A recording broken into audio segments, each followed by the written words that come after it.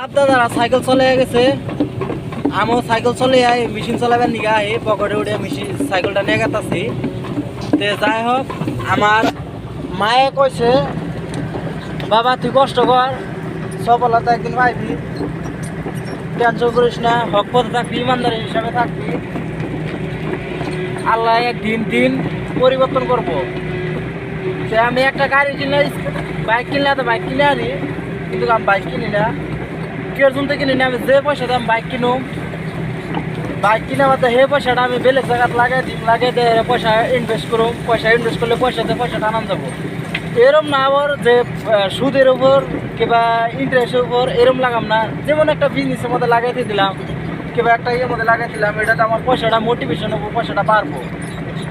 তো হে মাথা আমার কাছে। আর যদি আমি বাইক কিনি, বাইকের মধ্যে ডেলি আমার 100 টাকা করে তেল যাবো। আমি কষ্ট করে আমি লাগাই, আমি এই সাইকেল দিয়ে আহি, তো আমার অল্প কষ্ট হবো, কিন্তু আমার দিন তো বদলিব না। একদিন কষ্ট করলে কষ্ট তো ফল তো পাবো আল্লাহ দিলে।